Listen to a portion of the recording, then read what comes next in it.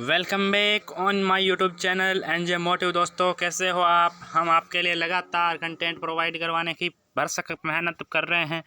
तो अब हम लेकर आ चुके हैं English language proficiency and pedagogy से related most valued most important unit हैं जो बुक की, वो है unit CCE continue and comprehensive evolution. वही नया जोश, वही नया उत्साह और आपका हार्दिक आभार हमें हमारे यूट्यूब चैनल को इतना प्यार देने के लिए।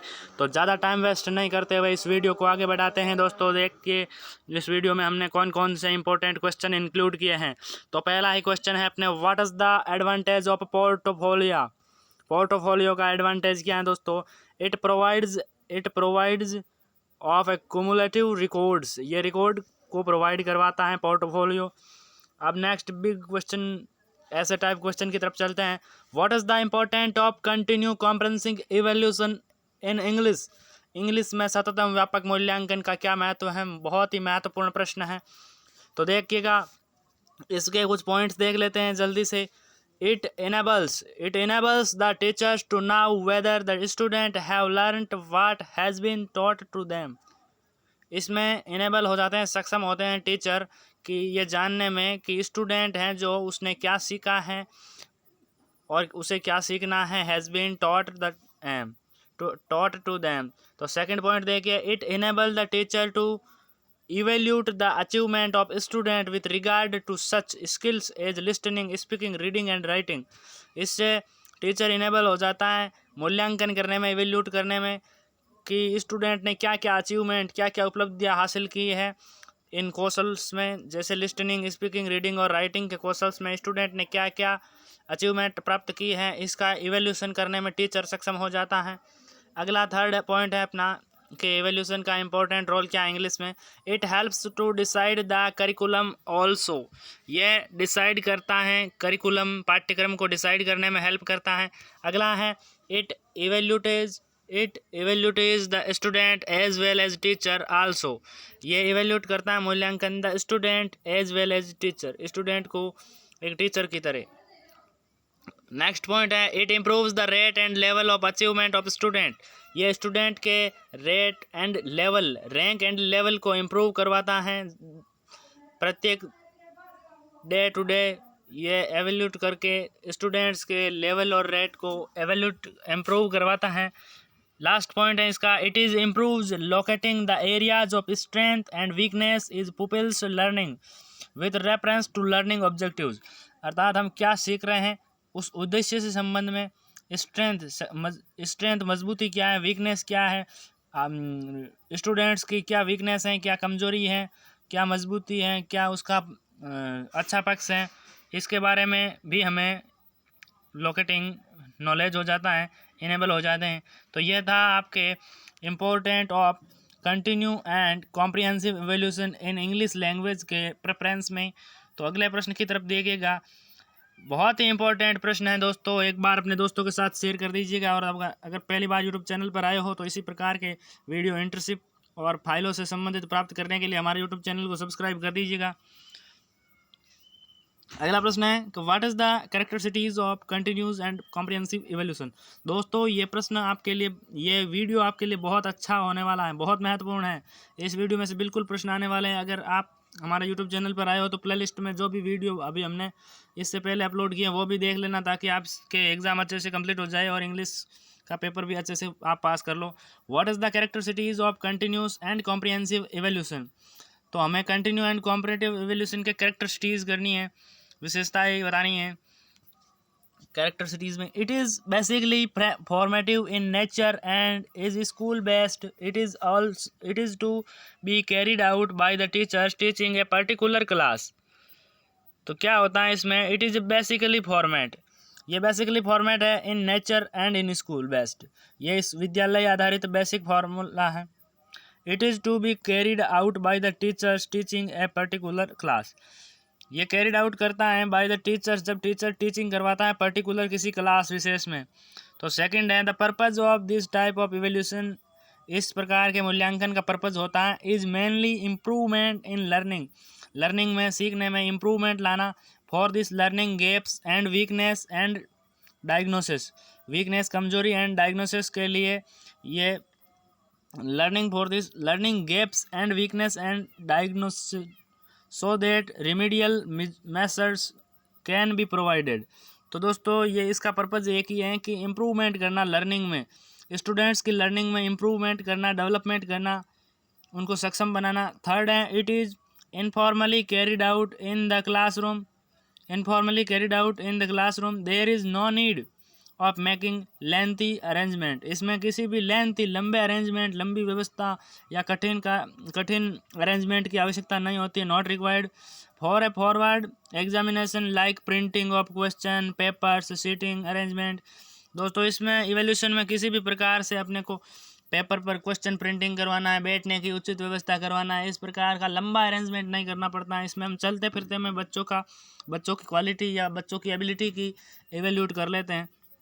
अगला है multiple techniques of evaluation. Multiple techniques of evaluation need to be used for continue and comprehensive evaluation. तो मल्टीपल अर्थात हमारे पास ऑप्शन होते हैं कि हम कौन सी टेक्निक्स का यूज़ करें इवेल्यूशन के लिए, कौन सी टेक्निक इसके लिए आवश्यक हैं या यूज करने के लिए उपयोगी हैं कंटिन्यू एंड कॉम्प्रहेंसिव इवेल्यूशन में। It is build into total teaching, it is build into total teaching learning programme and is a part of the daily routine for a teacher. ये टीचर के daily routine का part बन जाता है। Evaluation जो है continue and comprehensive evaluation जो CCA है वो दोस्तों टीचर के डेली रूटीन के पार्ट के रूप में स्थापित हो जाता है जब वो इसको लगातार रूप से करता रहता है। तो अब अगला है कि what is the advantage of CCE। CCE का एडवांटेज क्या है मित्रों? मैंने एक पिछले वीडियो में जो शायद स्टार्टिंग का ही वीडियो है उसमें मैंने CCE की टूल्स डाली थी, जिसमें पोर्टफोलियो है, चेकलिस्ट है, एनेक्डोटल रिकॉर्ड है, ये सब मैंने शामिल किया था। वो प्रश्न बहुत महत्वपूर्ण है, तो आप प्ले लिस्ट में जाकर उसको देख लीजिएगा दोस्तों, क्योंकि उसको मैंने रिपीट करना उचित नहीं समझा तो मैं इस वीडियो में उसको शामिल नहीं करूँगा। तो what is the advantage of CCE? The purpose of CCE is to improve learning by making evaluation an integral part of the teaching learning process. तो ये जो टीचिंग लर्निंग की प्रोसेस है, प्रक्रिया है, इसमें इम्प्रूव करवाना, लर्निंग को इम्प्रूव कराना इवेल्यूशन के द्वारा, इंटीग्रल, ये इसका मेन पर्पज है CCE का। तो आगे देखिए, in CCE the teacher continuously monitors, लगातार सतत मॉनिटर्स करता रहता है the progress of a student in different area of learning. Teacher can provide individual attention to students according to their needs. Students की आवश्यकता के अनुसार समय समय पर भिन्न भिन्न क्षेत्रों में इंडिविजुअल अटेंशन करता रहता है, ध्यान दिलाता रहता है student in different areas. Progress को कंटिन्यूसली मॉनिटर करता रहता है, देखता रहता है कि प्रक्रिया किस प्रकार चल रही है, सतत है या रूप से मूल्यांकन करता रहता है टीचर, ये इसका एडवांटेज है। The children need not wait for the result of a term end exam. इसमें जैसे कोई भी टेस्ट या टर्म लेते हैं तो उसमें रिज़ल्ट का वेट करते हैं बच्चे कि कैसा रिज़ल्ट रहा होगा, हमारा रिज़ल्ट कब आएगा। इसमें जब हम CCE से इवेल्यूशन करते हैं तो इसमें तुरंत प्रभाव से रिज़ल्ट आता है, इसमें बच्चों को रिज़ल्ट का वेट नहीं करना पड़ता है। अगला है what is the difference between assessment and evaluation. तो मित्रों ये भी प्रश्न बहुत आवश्यक है और बहुत ही महत्वपूर्ण है। असेसमेंट यानी आकलन और इवेल्यूशन यानी मूल्यांकन। आकलन और मूल्यांकन में क्या डिफरेंसेज हैं, क्या अंतर है? इस प्रश्न में हमारा समावेश होगा असेसमेंट एंड इवेल्यूशन के अंदर कौन कौन से डिफरेंसेज हैं, अंतर हैं इनके बीच में। जो assessment requires the gathering of evidence of student performance over a period of time the measures learning and understanding. दोस्तों सामान्यतः आकलन और मूल्यांकन का एक ही अर्थ लिया जाता है, लेकिन इनमें मेजर डिफरेंस हैं। तो देखिए, assessment require the gathering of evidence, evidence को इकट्ठा किया जाता है असेसमेंट के दौरान। ऑफ स्टूडेंट परफॉर्मेंस अर्थात विद्यार्थियों के प्रदर्शन को आधार पर रखते हुए रिक्वायर जो भी गैदरिंग एविडेंस होते हैं उनको इकट्ठा किया जाता है। Over a period of time, एक समयावधि के अंतर्गत जो विद्यार्थी परफॉर्म करते हैं उनके एविडेंस को इकट्ठा किया जाता है असेसमेंट के दौरान, आकलन के दौरान। Major learning and understanding, major learning अर्थात क्या सीखा और क्या समझा, इसका आकलन से संबंध है। जबकि इवेल्यूशन को देख लीजिएगा, evaluation occurs when a mark is assigned after the completion of a task. Evaluation occurs when a mark is assigned after the completion of a task. जैसे टेस्ट, क्विज है, लेसन लर्निंग एक्टिविटीज़ हैं, इनमें evaluation एक चिन्ह प्रदर्शित करता है assign का, दत्त कार्य का, आफ्टर द कंप्लीटेशन, पूर्ण होने के पश्चात, एक कार्य के पूर्णता प्राप्त करने के पश्चात उस इवेल्यूशन में मार्क दिया जाता है, अंक दिए जाते हैं, नंबर दिए जाते हैं। टेस्ट हो सकता है, क्विज हो सकता है, लेसन लर्निंग एक्टिविटी, ये सब सीसीई में इवेल्यूशन में हमने पढ़ा ही है वैसे। तो ये था इवेल्यूशन और असाइनमेंट में क्या अंतर है दोस्तों। अब अगला इंपॉर्टेंट क्वेश्चन है आपके लिए,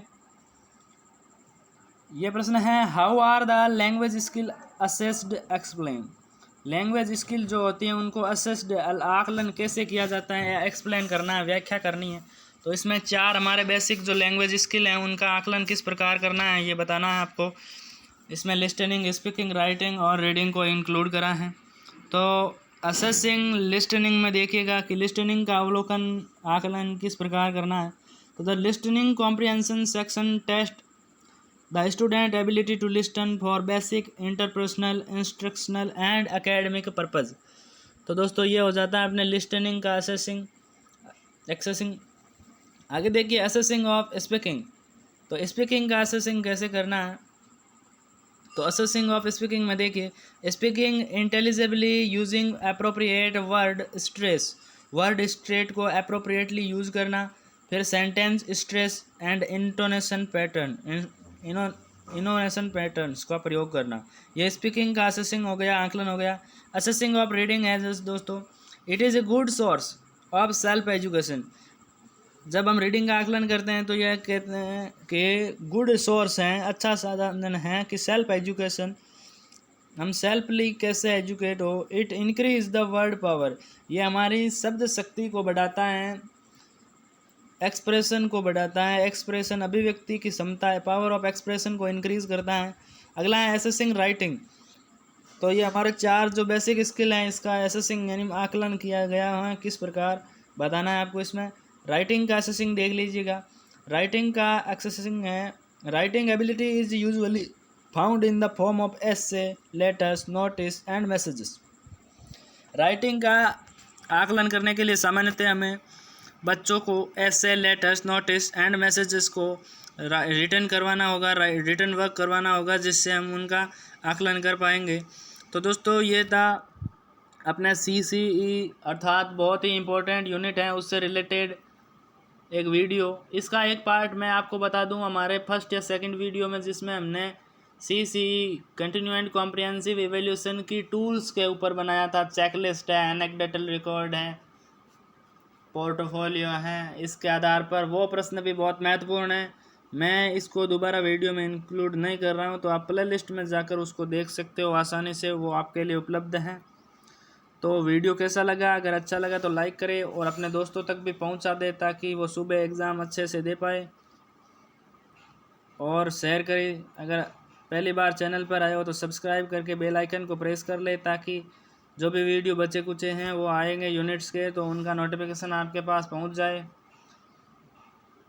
तो इसी प्रकार प्यार और स्नेह बनाए रखने के लिए आपका फिर से एक बार तहे दिल से हार्दिक आभार प्रकट करता हूं मैं। और अगर आपको हमारे वीडियो में कुछ अच्छा लगा या कुछ कमी लगी तो कमेंट बॉक्स में कमेंट करके ज़रूर बताएं, आपका स्वागत है कमेंट बॉक्स में। तो जुड़े रहिए हमारे यूट्यूब चैनल एनजे मोटिव के साथ। वीडियो देखने के लिए सहृदय आभार, धन्यवाद। जय हिंद, जय भारत।